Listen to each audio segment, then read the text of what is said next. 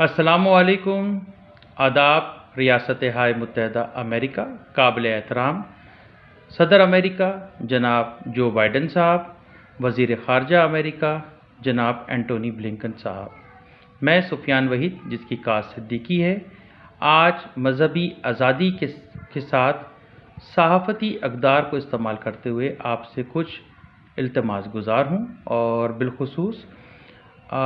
ये मेरी दरख्वास्त सरज़मीन मुक़द्दसा यानी कि शहर यरूशलेम के हवाले से, उस कदीम मामले के हवाले से है जो कि दीन इब्राहीम से जुड़े तीन अक़ाइद यानी कि यहूदी, ईसाई और मुसलमानों के माबैन मोहब्बत, भाईचारे, इत्तेफाक और इत्तेहाद के आलमी नज़्मुल से गुजारिश करूँगा। मैं उम्मत मुस्लिमा का फ़र्द सुफियान वहीद जिसकी कास सिद्दीकी,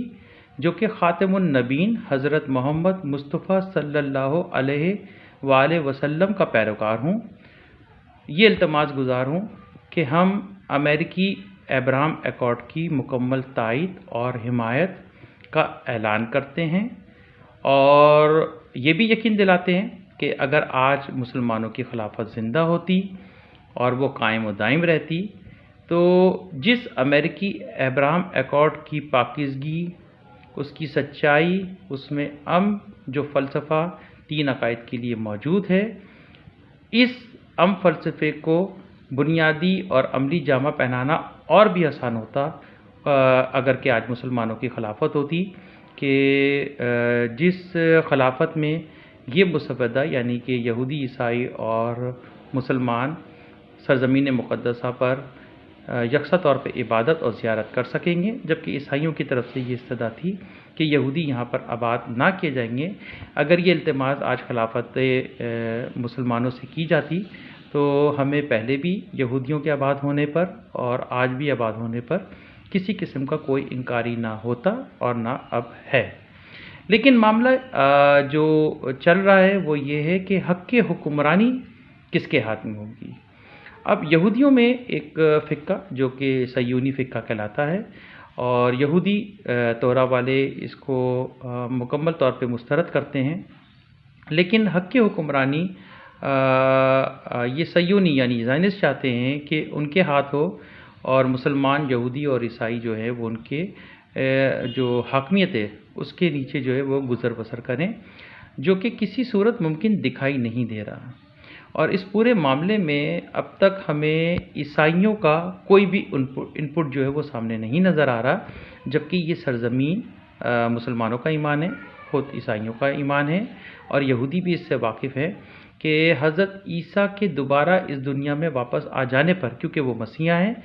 उन्हीं की हुकूमत कायम होगी, क्योंकि ये सरज़मीन उन्हीं की बादशाही की सरज़मीन है और हम मुसलमान उस काफ़िले का ज़रूर हिस्सा बनेंगे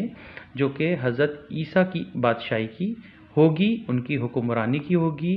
और उनकी हाकमियत की होगी। और वही वो बनी नौ इंसान को जो है वो उस चीज़ का इल्म देंगे जिससे हम लोग वाकिफ़ नहीं हैं और वही अल्लाह की वादानियत को पूरी दुनिया पर कायम और दायम कर देंगे। अब मामला ये है कि ये जो हक़ की हुक्मरानी की जंग चल पड़ी है जो कि मशरिक़ वस्ता से निकल के एशियाई ममालिक, जनूबी एशियाई ममालिक में फैल रही है और बहुत तेज़ी से फैल रही है और बिलख़ुसूस मुसलमानों के अंदर पाए जाने वाले जो फ़िक्के हैं उनके दरमियान भी इस हक़ की हुक्मरानी की जंग चल पड़ी है। इसी तरीके से ईसाइयों में भी दीगर जो उसमें फ़िक्के हैं यानी कि प्रोटेस्टेंट, कैथोलिक, ऑर्थोडॉक्स, तो उनमें भी इस चीज़ की जो सोच है वो बढ़ रही है कि यहाँ पे हक़ की हुक्मरानी होगा किसका। इसी तरीके से यहूदियों में यानी तोरा जुडिज़म और यहूदियों में अब जो ज़ायनिस्ट हैं यानी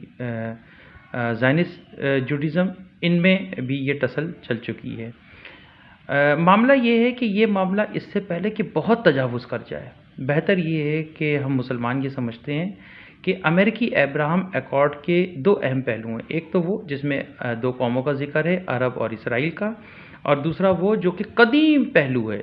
यानी कि यहूदी, ईसाई और मुसलमानों के आपस के मोहब्बत, इत्तेहाद का, यानी कि मुसलमान, यहूदी, ईसाई آپ ایک ساتھ شہر یروشلم میں جو ہے عبادت کر سکیں گے، زیارت کر سکیں گے، اکٹھا رہ سکیں گے، ایک جیسے خواب دیکھ سکیں گے اور ایک ساتھ کھا پی سکیں گے۔ یہ امریکی سفارت جو کاری ہے اور امریکی خارجہ پالیسی کی وہ عظیم تاریخی کامیابی ہے جس کی کہیں مثال اور نظیر نہیں ملتی، اور اس لیے امت مسلمہ اس ایکارڈ کی شفافیت پر مکمل ایمان اور یقین رکھتے ہیں۔ لیکن حق کے حکمرانی کے اختیار کے حوالے سے ہمیں بہت سے تحفظات ہیں، اور یقیناً یہ یہودیوں کو بھی ہوں گے اور عیسائیوں کو بھی ہوں گے، کیونکہ جب یہ سرزمین خلافت مسلمانوں کے حوالے کی گئی تھی، یعنی کہ حضرت عمر رضی اللہ تعالیٰ عنہ کے حوالے کی گئی تھی، تو اس سرزمین کی جو کنجی ہے وہ عیسائیوں نے مسلمانوں کو دی تھی، اور ہمارے نزدیک یہ تھا کہ اگر دو ریاستی حل نہیں نکل پایا تو مسلمانوں کے یہاں سے پرامن ہجرت کو ممکن بنایا جائے، لیکن جاتے ہوئے مسلمان یہ حق کے حکمرانی کی جو کنجی ہے وہ عیسائیوں میں امریکی قیادت کو دے کر ضرور جائیں گے، کیونکہ یہ کنجی جو ہے وہ مسلمانوں کو عیسائیوں نے دی تھی۔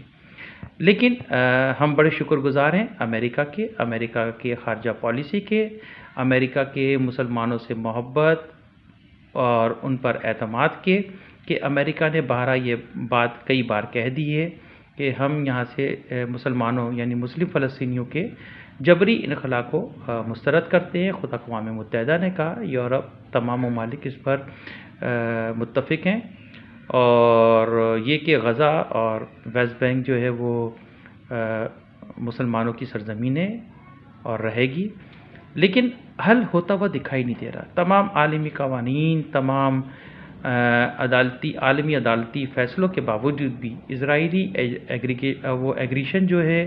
اس کا جو ایکسپینشن ہے وہ بڑھتا چلا جا رہا ہے، اور یہ ایکسپینشن جو ہے جنگ کی صورت میں یمن تک تو پہنچ گیا ہے، اور ہمیں خدشہ ہے کہ یہ ایران کے راستے جنوبی ایشیائی ممالک میں داخل ہو جائے گا، اور اگر یہ وہاں داخل ہوگا تو یورپ کو بھی لپیٹ میں لے گا، پھر اس میں روس، چین براہ راست شامل ہو جائیں گے، اور اس جنگ کو روکنا بہت مشکل ہو جائے گا۔ تو ہماری التماس ہے کہ امریکی ابراہم ایکارڈ کے اس پہلو کو جس میں یہودی، عیسائی اور مسلمانوں کا ذکر ہے، کیونکہ وہ یونیورسل کانسٹنٹ ہے، اور کیوں کانسٹنٹ ہے؟ کیونکہ تینوں عقائد میں ایک چیز مشترکہ ہے، اور وہ ہے the God is one، جبکہ ہم مسلمانوں میں خدا واحد ہے جس کا کوئی شریک نہیں، اور وہی عبادت کے لائق ہے۔ تو اب اس میں کچھ دیگر مذاہب بھی شامل ہونا چاہ رہے ہیں، جس کا ہمیں سمجھ میں نہیں آ رہا ہے کہ انڈیا اس میں کیوں زور لے رہا ہے۔ یہ تو خیر ایک بات کی بات ہے، لیکن اب ہم یہ چاہتے ہیں کہ تمام ہی ممالک سے ان عقائد میں سے ایمبیسڈر نافذ کیے جائیں، جو کہ ابراہم ایکارڈ کی جو شفافیت ہے، پاکیزگی ہے، انہیں تمام لوگوں تک پہنچائے۔ یہ ہماری امریکہ سے گزارش ہے،